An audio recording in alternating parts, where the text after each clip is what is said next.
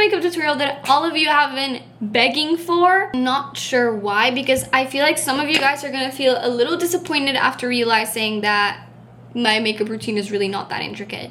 First of all, I curl my eyelashes with this eyelash curler that I've had for 4 years. It's from Miniso and I haven't been able to find the same one again. So this is probably ripping all of my eyelashes off. Tried to get a new one. I don't even know where this is from. I just like got it at a little makeup store here and I don't like it at all. It doesn't work. This thing is so good and I feel like the only reason why it works so well is because it has a little line in like the middle where my eyelashes curl.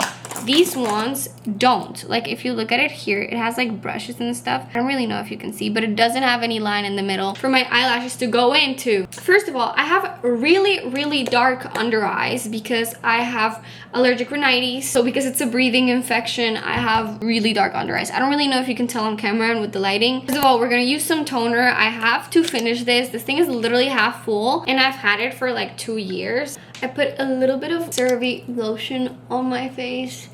And now that I look a little bit more alive, not done of course, I just started. I'm using the Kylie Cosmetics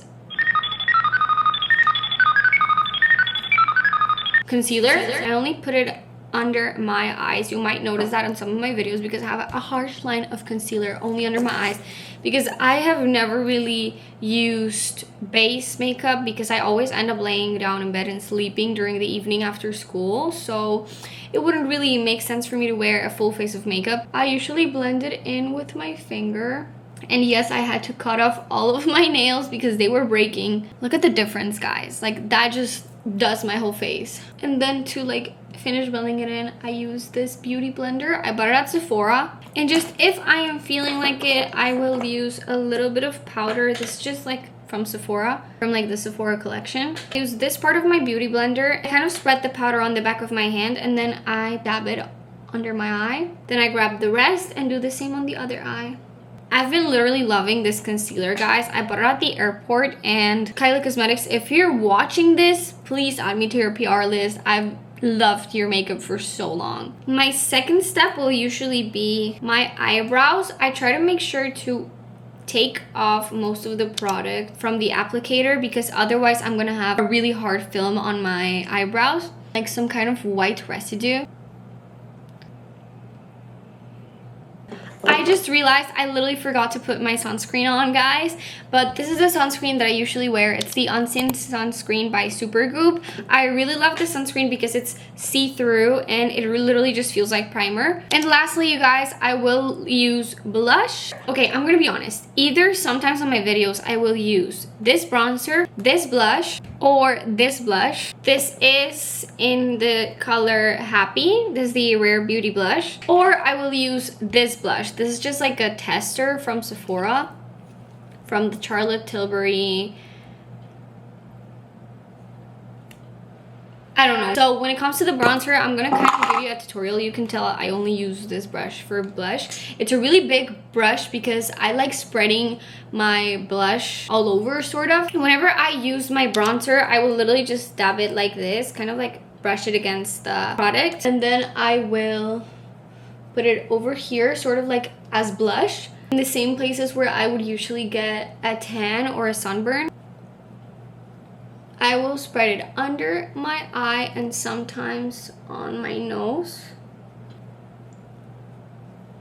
And honestly, as of now, I think this is enough. But what I will usually do is just the same with any blush or makeup product. If I were to use this blush, for example, which is the Charlotte Tilbury Glowgasm Beauty Light Wand, I would grab the product, kind of like spread it on the brush and also put it on my face. And with the Rare Beauty blush, I'll kind of put a little bit on right now. I will put a little dab of the blush on my face and spread it like this because I want it to look like it's actually coming from within, like from my face. I don't like it when it looks like a patch of blush. It's taken me some time to perfect my makeup because I like it to look really flawless and natural. And oh my gosh, you guys, I literally said last step when it came to the blush, but I forgot mascara. So this is my favorite mascara ever. This is the Telescopic in Extra Black by L'Oreal. And Every day that I do my makeup, I usually do it on the bus on my way to school, and I will grab my phone screen, turn it off, and try to look into my reflection. But because we're in my house right now, I have this little mirror, so I'm just gonna try to put this on. I don't have a specific method. I will usually sort of like look down and try to not get it all over my eyelids. I take a decent amount of time doing my eyelashes. I really love having some exaggerate mascara, and I always make sure to apply on like the end of my eye. I don't know what this is called, like the lashes where my eye ends.